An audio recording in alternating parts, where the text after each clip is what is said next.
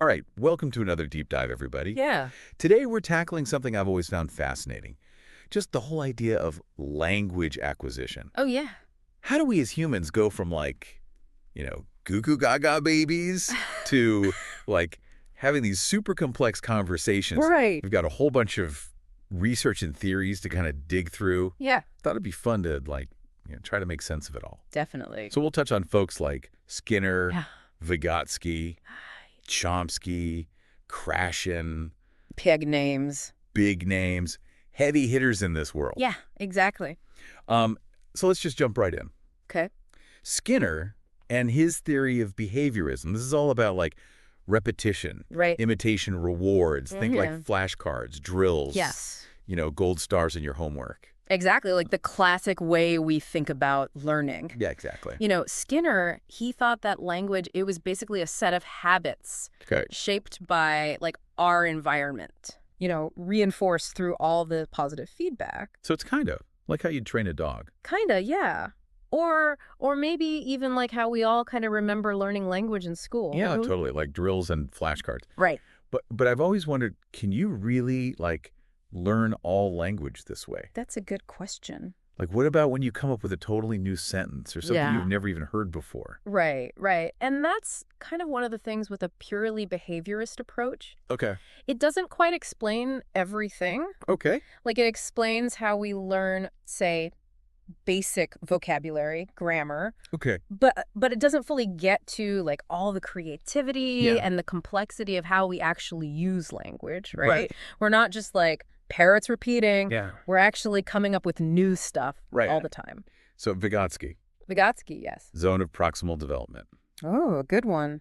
Have you ever noticed how much easier it is to learn new phrases or words Oh, yeah. when you're actually talking to someone? Absolutely. That's kind of what he was getting at, right? Yeah. He was all about social interaction. Okay. You learn best when you're working with someone, a little bit more knowledgeable Right. than you. Could be a teacher, a parent, even another student. Yeah. But they give you that kind of scaffolding Okay. to stretch those abilities. So it's finding that sweet spot where Yeah. you're challenged just enough, Yes, exactly. but you're not totally overwhelmed. Right. I can totally see this in learning a new language. Oh, yeah. If you're trying to learn Spanish and you're Sure. having a conversation with someone who's fluent Yeah. and they can gently correct you and Yes.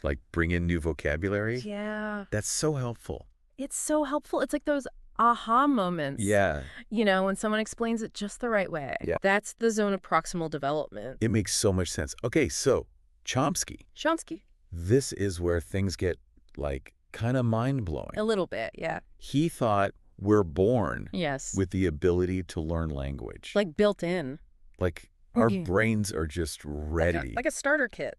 Yeah, it's like a language starter kit. Yeah, I exactly. mean, it's a pretty radical idea. It is, but he's got evidence. Oh, You know how kids Yeah. across different cultures Mhm. make similar grammar mistakes? Oh, gooed instead of went. Exactly, or bringed instead of brought. Yeah, yeah. It suggests there's these underlying rules Oh, in our brains. I thought that was just a cute kid thing. It is cute, but it might be more than that. So is that why kids pick up languages so much faster than adults? Well, that gets to Chomsky's idea Okay. of the critical period. Okay. He thought there was a window, Yeah. usually early childhood, when our brains are super ready for language. Does that mean if you don't learn a second language by a Okay. certain age, you're just out of luck? I wouldn't say that. Okay.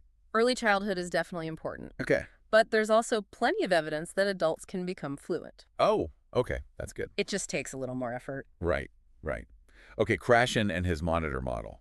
This is for anyone who's trying to learn a language as an adult. Oh, yeah, especially those of us who struggled with the textbooks. Yeah, all those boring textbooks. So Krashen, he talked about this difference between learning Okay. and acquisition. Okay. Learning is that conscious, rule-based study, Right. but acquisition is more just soaking it up naturally Okay. when you're immersed in it. That makes sense. Yeah.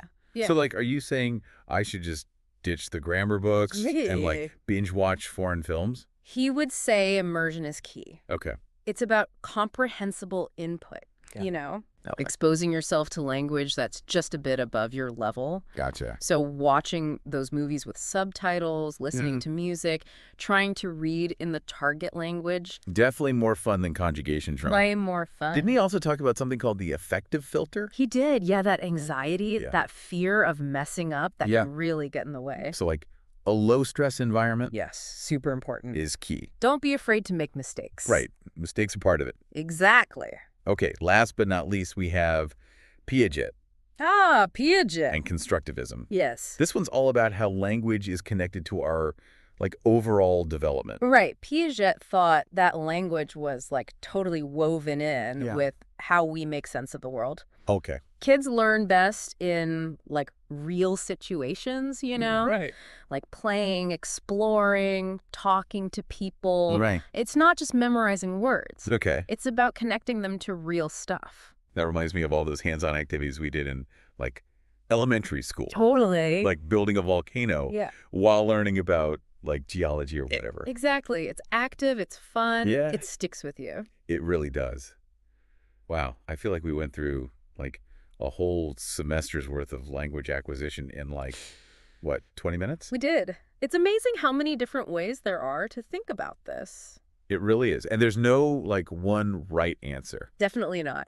Each theory kind of gives us a different angle on the same big question. Totally. So I'm curious, for everyone listening, what's, like, your own take?